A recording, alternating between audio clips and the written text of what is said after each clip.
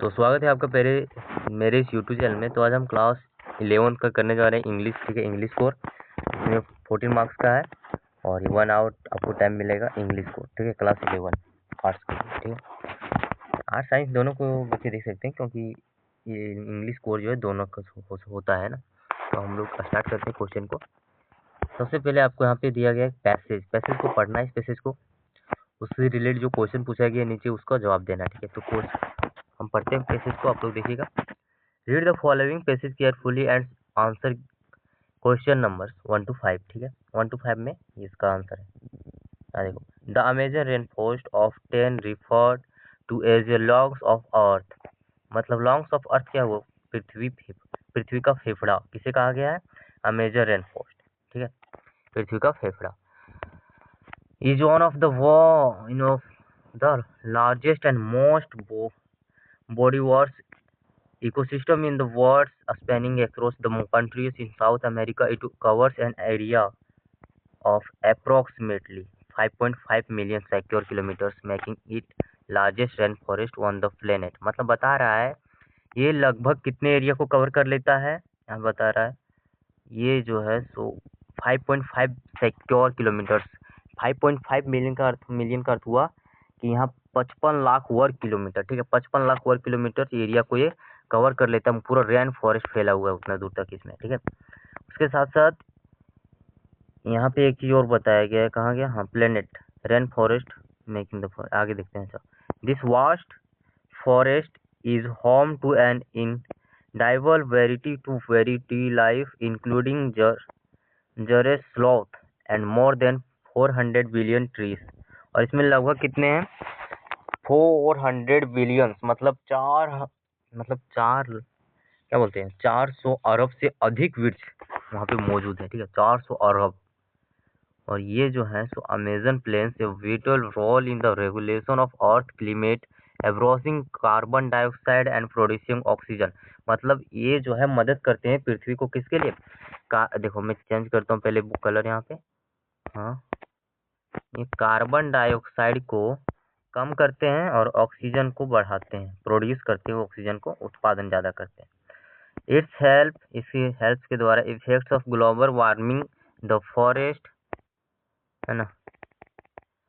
The forest also regulates rainfall patterns, contributing to the water cycle and providing essential resources of agriculture and trees water। ठीक है, trees water। However, the Amazon faces significant threats, mainly due to human activities such as क्या है, deforestation जो है उतना नहीं है, illegal logging and mining as large areas cleared for farming and plate facing not only is body biodiversity threatened, but the forest ability absorbs carbon dioxide and vehicle। अगर यहाँ पे अगर एक कम पड़ गया, मतलब जो है ये अमेजन जो है, अमेजन रेन फॉरेस्ट जो है अगर कम हुआ इसका जरा भी, तो हमारा ऑक्सीजन जो है उसका कमी होते जाएगा। वही यहाँ पे बता रहा है। ठीक है, क्या बोल रहा है? वीकेंड एफिलियसली climate change conservation efforts for circle and protecting the, क्या लिखा है, डेडिकेटेड इकोसिस्टम इज डिफरेंट। ठीक है, countries at the current rate, the Amazon could reach a tipping point where it may to no longer be able to situation is vital role in the global environment protecting the Amazon is just about saving trees, it's about safeguarding the future of the planet। इस planet के future को planet करने के लिए, इस future में best secure करने के लिए अमेजन रेन फॉरेस्ट जो है बहुत ज़्यादा योग्यता निभाता है। ठीक है, अब हम लोग क्वेश्चन देखते हैं सीधे। क्वेश्चन इससे रिलेटेड जो है, what is the primary role of the Amazon rain forest in regulating the earth climate. यहाँ पे बता रहा है इसका प्रथम जो रोल है ना, प्राथमिक रोल अमेजन रेन फॉरेस्ट का पूरे अर्थ के लिए वो क्या है? तो ये हो जाएगा आपका it's absorbs carbon dioxide and produces oxygen. अर्थात कार्बन डाइऑक्साइड को कम करना और ऑक्सीजन को ज़्यादा रिलीज करना, ठीक है। फिर question number second, which of the following is not mention as a tree to the Amazon rain forest, ठीक है। इसमें कौन क्या मेंशन नहीं किया गया, तो ये हो जाएगा आपका ऑप्शन नंबर सी, ठीक है। Over population of wild life, अगर ये ज़्यादा आ जाता है, मतलब यहाँ बता रहा है कि किसके ज़्यादा हो जाने से हर मतलब पूरे जो पृथ्वी है उसका पर्यावरण में कोई दिक्कत नहीं होगा, अमेजन में अगर ज़्यादा आ गया तो ये जो है विल्ड लाइफ मतलब जानवर ज़्यादा आ गए वहाँ पे तो भी चलेगा, ठीक है। सर्वाधिक जंगल में मतलब सर्वाधिक घना है और उसमें ज़्यादा से ज़्यादा जानवर रहेंगे तो ये अच्छा ही है, ठीक है। इसके लिए how much area does the Amazon rain forest cover, कितना एरिया को कवर कर लेता है, तो हम लोगों ने ऊपर पढ़ लिया था 5.5 मिलियन स्क्वायर किलोमीटर्स, ठीक है। Question number 4, what is a conjugation, है ना, of deforestation in the Amazon. It helps to maintain the water cycle. It strengthens for forest ability to absorb carbon dioxide. तो ये जो क्वेश्चन नंबर 4 है इसका option number C हो जाएगा, it weakens the forest ability to absorb carbon dioxide, ठीक है। Question number 5, उसके बाद इस चैप्टर से नहीं, मतलब ये जो है पैसे से नहीं है क्वेश्चन, दूसरा चीज से, ठीक है। Why is it important to protect the Amazon rain forest, क्यों इसका प्रोटेक्ट करना जरूरी है, to prevent the growth of illegal industries, यहाँ पे हो जाएगा आपका 5 का ऑप्शन नंबर बी, देखो यहाँ पे लिखा हुआ है, ये जो है maintain biodiversity and combat climate change, ठीक है। और क्वेश्चन नंबर 5 का ऑप्शन नंबर बी इसका सही आंसर हो जाएगा, ठीक है। फिर हम लोग कलर चेंज कर लेते हैं, कलर ये ठीक नहीं रहेगा।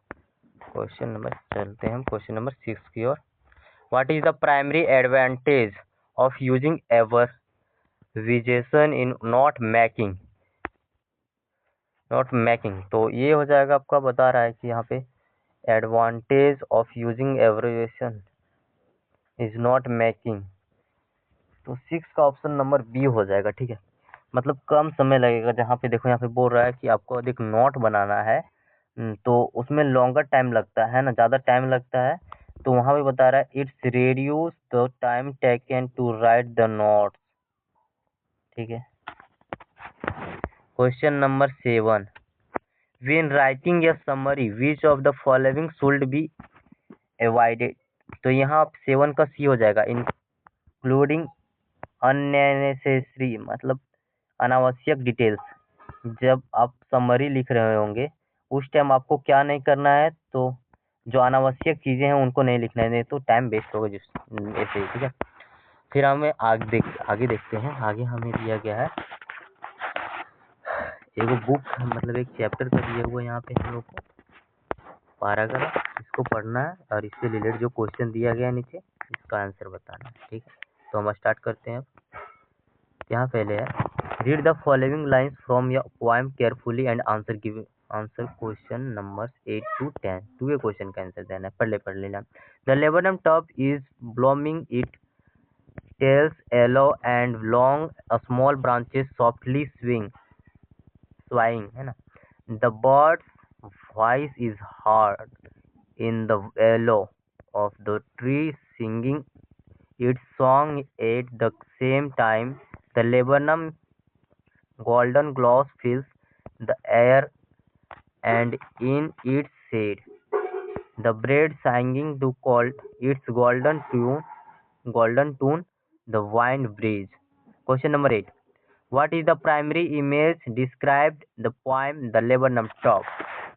Question number 8 का वो option number B, the laburnum top tree blooming with yellow flowers के साथ में, ठीक है, येलो फ्लावर्स के साथ, येलो वहाँ पे जिक्र भी किया गया है, ऊपर में देख सकते हो आप लोग। क्वेश्चन नंबर 9 देखते हैं हम लोग। क्वेश्चन नंबर 9 है, what effect does the bird have one the laburnum tree in the poem, तो वो 9 का हो जाएगा आपको ऑप्शन नंबर बी। 9 का ऑप्शन नंबर बी, अर्थात it adds life to the seedless of the tree.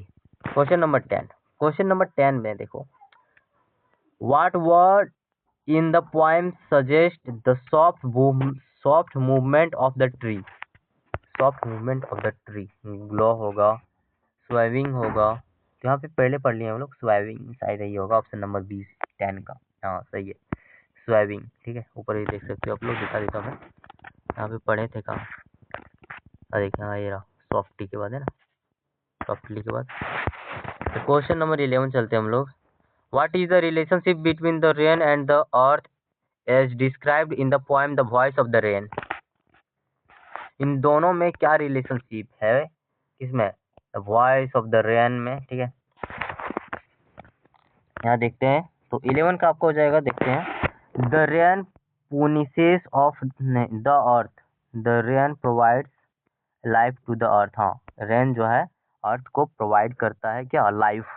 अगर बारिश नहीं हो पृथ्वी पर तो क्या हो सकता है, आप ही लोग बताइए। पृथ्वी पूरा सूखा पड़ जाएगा, उसके साथ साथ अनाज नहीं होगा, अनाज नहीं उगेगा तो ना ही यहाँ जीव रह पाएंगे और ना ही यहाँ पे कोई रहेगा।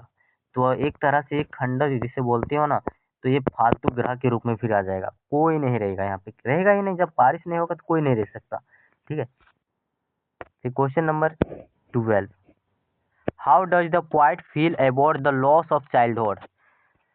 पोएट जो है उसके बचपन खो जाने के बाद वो कैसा मतलब फील करता है ना। तो देखते हैं हम क्वेश्चन में आंसर, ऑप्शन देखते हैं पहले।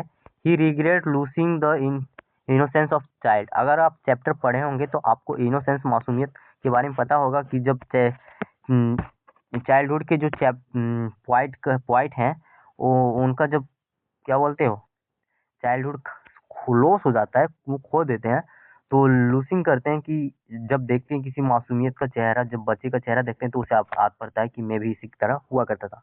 ठीक है, तो ये आप चैप्टर पढ़ोगे तो आपको सब समझ आ जाएगा। क्वेश्चन नंबर 12 का ये हो जाएगा। ठीक है, फिर आगे चलते हैं हम लोग। Question number 13। What does the poem father to son high highlight about family relationship, the beauty of undicatable. यहाँ पे देख लेते हैं सीधे, क्वेश्चन नंबर 13 का हम देख लेते हैं। क्वेश्चन नंबर 13 के यहाँ पे हो जाना चाहिए, यहाँ पे तुम्हारा होगा क्वेश्चन नंबर 13 है ना, तो इसका हो जाएगा द बी। ठीक है, B. The coffee the confident the conflict that can arise from generational difference. ठीक है, फिर क्वेश्चन नंबर 14 है। What event led to the emotional separation between the narrator and his grandmother. यहाँ देखते हैं, the grandmother lines the death, the narrator departure of foreign studies, the marriage of the narrator new job in the city. तो ये सब का जिक्र तो नहीं हुआ है उसमें, चैप्टर नंबर 1 का बात हो रहा है, खुशवंत सिंह वाला। इसमें ये सब चीज कोई भी जिक्र नहीं हुआ है। इसमें जिक्र हुआ है तो यही हुआ है सीधे कि नारेटर जो है डिपार्टर फॉरेन जब चल जाते हैं 5 ईयर्स, फॉर 5 ईयर्स स्टडी के लिए, तो उनकी जो सेंटिमेंट, ये सोच रहा था नारेटर की मेरी दादी माँ जो है ग्रैंड मदर, वो सेंटिमेंटल हो जाएंगे, बस भावुक हो जाएंगी, लेकिन नहीं होती जरा भी, नॉट इवन सेंटिमेंटल इसका होता है। ठीक है, तो यहाँ पे हम लोग देख लिए कि क्वेश्चन नंबर 14 का क्या होगा। क्वेश्चन नंबर 14 का हो जाएगा option number B is the correct answer. तो क्वेश्चन नंबर 15 देखते हैं हम लोग। हु और the main character in the story we are not afraid to die we if we can all be together या फैमिली।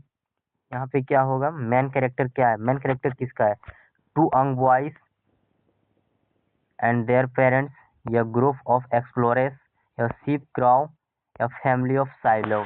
यहाँ पे 15 का ऑप्शन नंबर बी हो जाएगा, two young boys and their parents, दोनों बॉयज। ठीक है, और उसके जो पेरेंट्स है सभी जो है मेन कैरेक्टर स्केच के रूप में आते हैं यहाँ पे। ठीक है, मेन कैरेक्टर के रूप में।